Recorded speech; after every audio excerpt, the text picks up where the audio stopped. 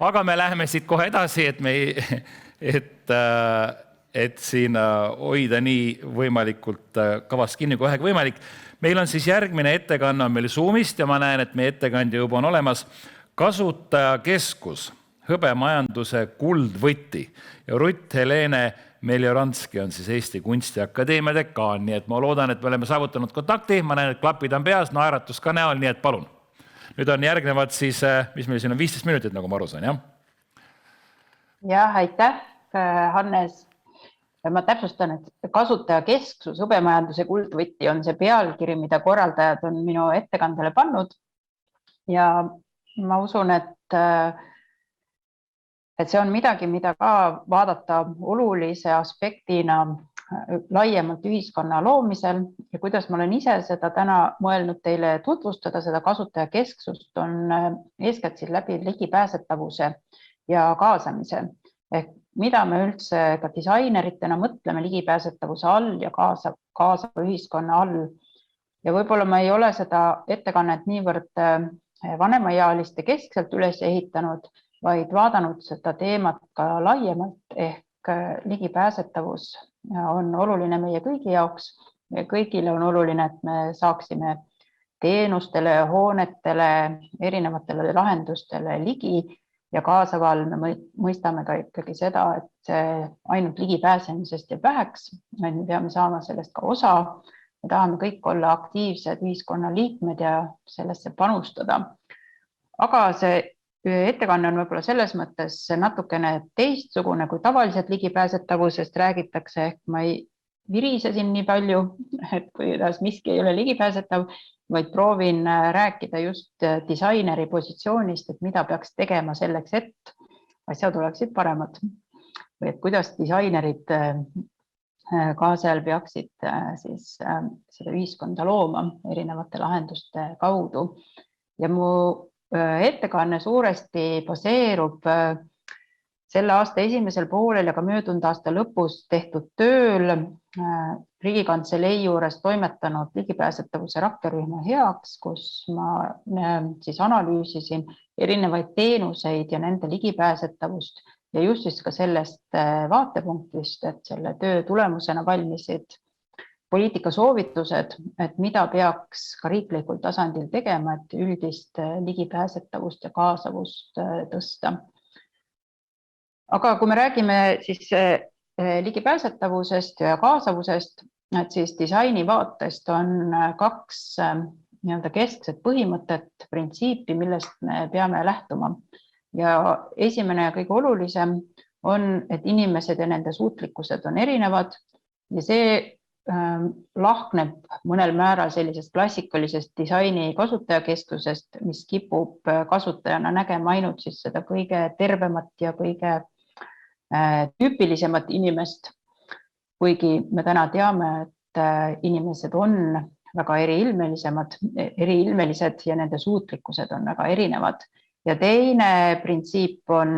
kasutajakogemuse terviklikkus. Ehk kui me räägime teenuste kasutamisest või ka mõne hoone kasutamisest, siis ainult üks liiga kõrge trepiaste võib ligipääsu ära rikkuda, et ainult mõnest üksikust elemendist piisab, et kogu kogemus on nässus ja kui me ei saa juba ligi, siis me kindlasti ei saa seda asja ka kasutada.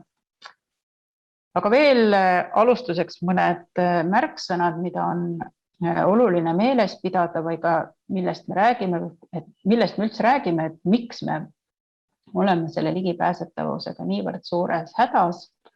Ja üks nendest terminitest on suutmissurve, ehk siis inglise keeles ableism,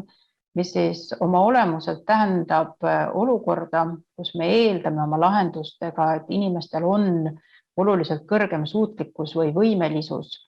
mida neil tegelikult siis ei pruugi olla. Ehk me seame suutlikkust ja võimelisust eelduseks, et üldse midagi saaks kasutada või et saaks üldse ühiskonna elus aktiivselt osaleda ja ka sellesse panustada, ennast teostada. Ja see suutlikkuse põhisel lähenemisel, kui me nüüd disaini vaatest vaatame, et siis ühelt poolt on väga oluline lähtuda siis nii-öelda kasutajate täisspektrist, ehk mitte ainult siis sellest haritud ja parema sissetulekuga ja ja täies elujõus noormehest, vaid vaadata ka sellest tsentrist kaugemale, et kui juba meil on turistina kohvrid kaasas, lapsed on koos meiega liikvel või kui me juba räägime erivajadustega inimestest, vaegnägijatest, ratastooliga inimestest, et siis nendega arvestamine disainilahenduste loomisel toob juba eos need barjäärid madalamaks või juba eos aitab meil siis mõelda nendele erinevatele lahendustele, mida siis erivajadustega inimestel tarvis läheb.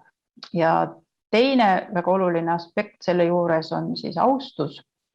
Ehk me ei tohi selle protsessi sees või ka teenuste pakkumise ja korraldamise juures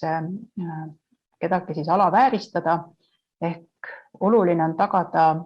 kõikide kasutajate väärikus, vajadusel privaatsus ja mõelda ka just nendele omase või nendele sobiliku kogemisviisi peale.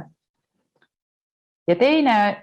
aspekt, siis see teekonnapõhine lähenemine, ehk siis kuidas me disainime terviklikku kasutajakogemust. See põhimõtteliselt jaotub 4 olulisse kategooriasse ja algab jällegi sellest väärikusest, ehk me peame juba alguses oma suhtumise ja teadlikkuse kontekstis võtma aluseks selle, et need lahendused on kõigile ja me hindame kõrgelt kõiki kasutajaid ja võtame arvesse siis ka nende olemust ja eripära. Info ja kommunikatsioon, ehk kui meil ei ole info teenustest kättesaadav või meil ei kommunikeerita neid meile arusaadaval ja kättesaadaval viisil, siis me selle teenuseni ei jõua. Või kui siis on füüsilised barjäärid, siis me ei saa ligi ja füüsiline ligipääsetavus on äkki minu hinnangul just kõige enam sellel teemal räägitud problemaatika, aga siis need 3 ülejäänud, sealhulgas ka ligipääs sisule, on vähem tähelepanu saanud, aga kindlasti ka väga olulised aspektid. Ja selle ligipääs sisule all me siis reaalselt mõtlemegi asja kasutamist või teenusest osa saamist või kultuuri elus osalemist. Et sellest ka ei piisa, et ma uksest sisse saan, ma pean ka saama sellest etendusest osa või mis iganes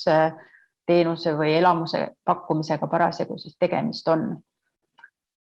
Aga kui me nüüd vaatame lähemalt,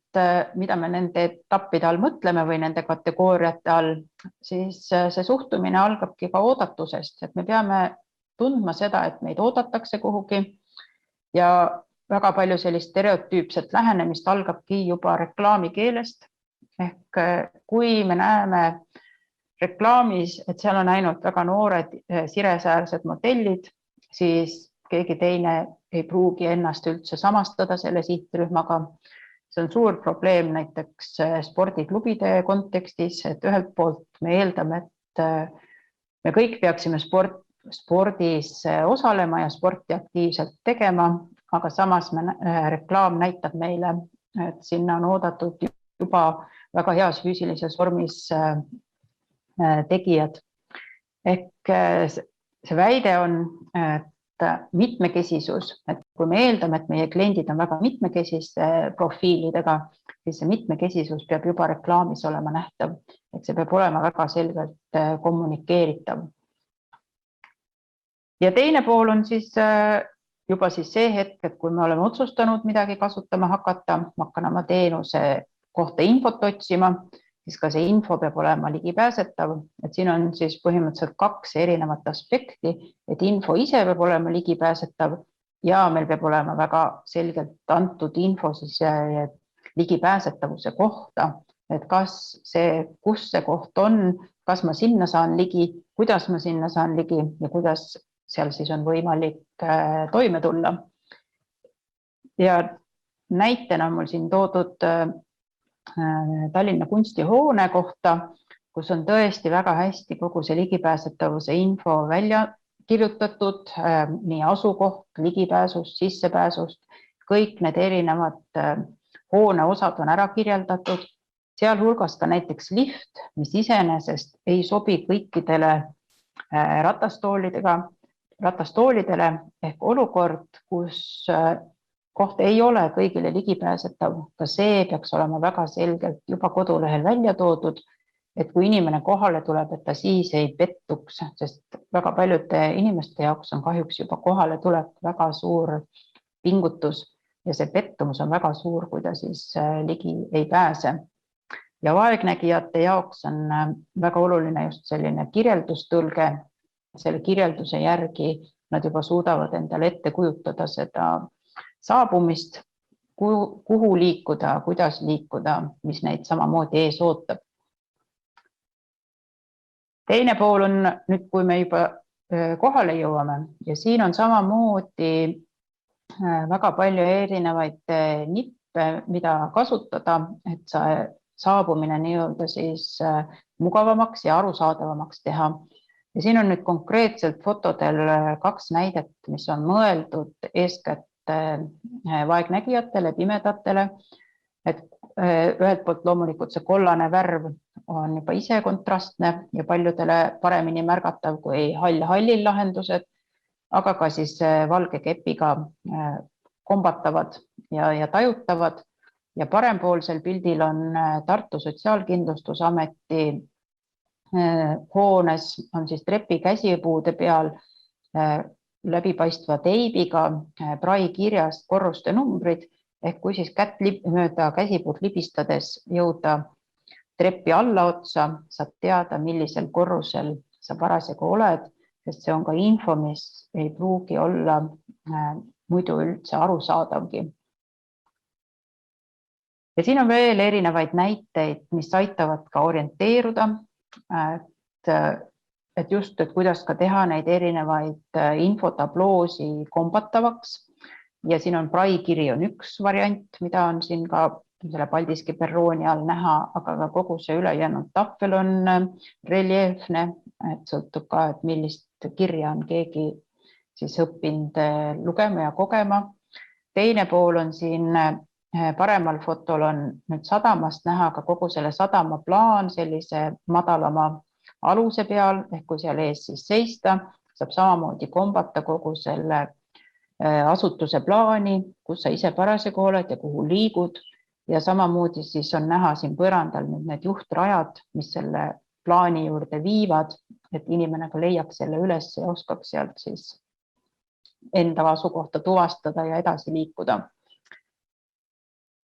Ja mis on väga oluline nende puhul, et selliseid plaane ei tehtaks nii-öelda oma tarkusest, vaid siin on nüüd Ülemiste keskuses tehtud plaani selline testimine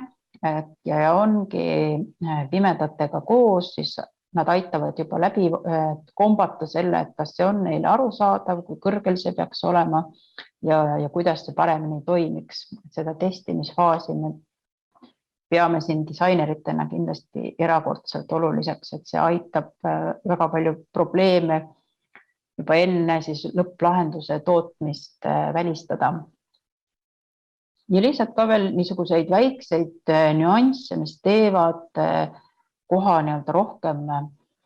sõbralikumaks erinevate erivajadustega inimeste jaoks ja seal samas Sotsiaalkindlustusameti kontoris on ka väike nurgakene juhtkoertele,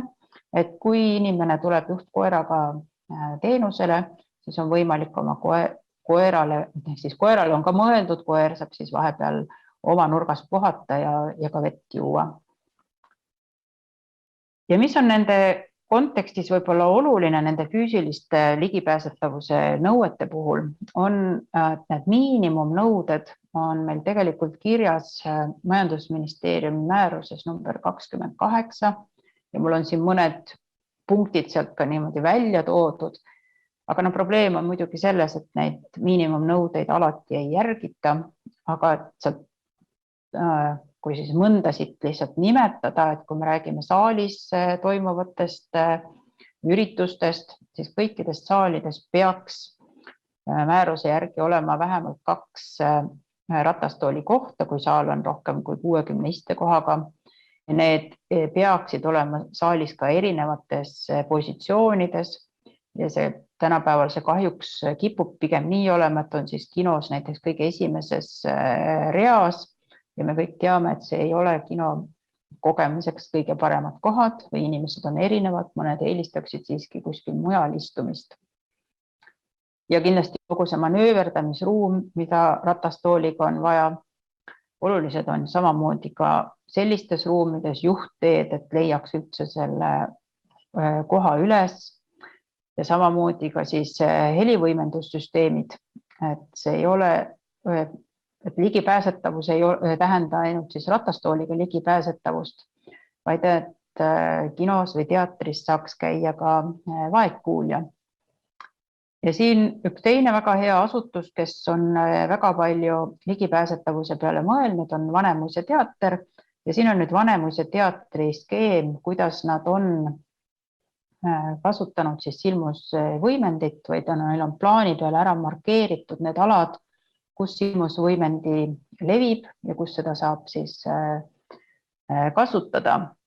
Aga et siin on jah oluline ka silmast pidada, et vaegkuulja peab siis kõneldavast tekstist aru saama ja seda aitakski siis tagada siis kas induktsioon silmussüsteem, aga kindlasti ka kõne enda kvaliteet peab olema hea ja ruum, müra ja kajavaba. Aga kurdile inimesele on siis hädavajalik kas siis viipekeele tõlk või subtiitrite olemasolu, aga siin on ka kindlasti oluline meeles pidada, et kurdi esimene keel on viipekeel, mitte eesti keel ja subtiitrid on nende jaoks selles mõttes nagu võõrkeele lugemine, et see ei pruugi olla neile nii kiiresti loetav, nagu me ise kuuljatena oleme teinekord harjunud subtiitreid lugema. Ja kui nüüd sellest füüsilise ligipääsetavuse tüüpprobleemidest nüüd ka väga natuke võib-olla juhuslik rida, aga et puhtalt lisaks välja tuua, et üks asi on need kõige miinimumnõuded, mis on määruses 28 välja toodud ja mida samuti tihti ei järgita, aga et on väga palju lisaprobleeme, mis sellele lisanduvad. Et üks ma tooks võib-olla sellise vanusega seotud problemaatikast välja on siis istumisvõimaluste puudumine ja seda väga laial skaalal ei ole seda avalikus ruumis ja tänavatel piisavalt, ei ole teenussaalides, et kui te mõtlete suurte supermarketite peale, näitusesaalide peale ja nii edasi, et kui on ikkagi näitusesaalis vaja pikalt jalutada, siis on kindlasti oluline, et oleks neid istumisvõimalusi pakutud ja et nendel istumisvõimalustel oleks kindlasti ka seljatoed ja vähemalt ühest küljest käetugi.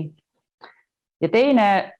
läbiv probleem läbi jällegi ükskõik, kuhu me ringi vaatame, on siis mittekontrastsed lahendused, et väga palju on meie ühiskonnas hall-halli lahendusi, kus lihtsalt ei märkagi ja need ütleme siin näitena tänava kontekstist need hallid tuvid Tallinnas või mujal ka lihtsalt sellised betoonist mummud hallil asfaldil ja nendega juhtub ka väga palju õnnetusi just seetõttu, et need lihtsalt ei paista silma ja kui nägemine on juba kehvemapoolsem, siis neid ka lihtsalt ei näe. Ja sisu kontekstis vaadates on kindlasti oluline meeles pidada, et ükskõik mis teenusest me räägime, me peame seda kogemust eeskätt silmas, et igast teenusest peab jääma ikkagi hea kogemus ja kohe, kui selle teenuse kontekst on veel ka elamust pakkuda ja lugusid jutustada, et siis me ei saa seda teha ainult ühes keeles ja ühes modaalsuses, vaid väga oluline on pakkudagi siis mitmekeelselt või mitmemodaalselt lahendusi. Ja siin, mida me selle all siis mõtleme, et meil oleks võimalik kogeda erinevate meeltega, et see kogemus ei tuleks ainult läbi visuaalse või auditiivse, aga ka kombates, haistes ja nii edasi. Ja ka erinevate keelte all ei mõtleme me siin ainult turiste ja teisi võõrkeeli, aga ka lihtsustatud keelt, viipekeelt, kirjeldustõlget, traikirja, esemelist ja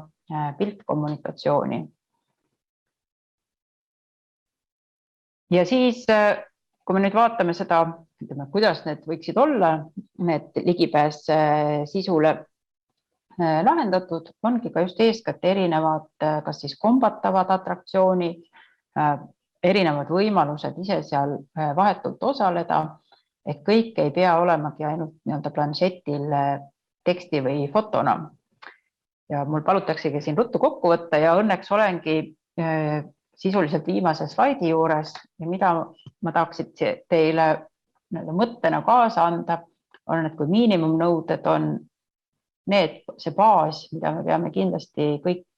teenuseid arendades järgima, siis tegelikkuses on ligipääsetavus oluline võimalus innovatsiooniks, mis on väga palju kasutamata võimalus, ehk tegelikkuses on siis erivajadus väga inspireeriv, et soovitan kõigil, kes sellega kokku puutuvad, püüda ka sellest siis lähtuda või vaadata lähemalt sisse ja ka sellest inspireeruda. Ja et head teed meile kõigile soovida, ma panin siia veel ühe näite, et mis on siis Nike poolt disainitud botased ja see on disainitud siis inimestele, kes ei saa käsi kasutada jalanõude jalga panemisel. Ja miks mulle see näide meeldib, on just ka selle disain, mitte ainult selles kontekstis, et sa ei pea kummarduma või oma varvasteni kättega jõudma, vaid et see näeb ka välja selline, et siin ei ole suurt silti küljes, et olen erivajadusega inimese jalanõu või olen vana inimese jalanõu. Et see on kena ja nooruslik ja sobib jalga kõigile. Suur tänu minu poolt ja loodan, et olid mõned mõtted teil ka täna kaasa võtta. Aitäh!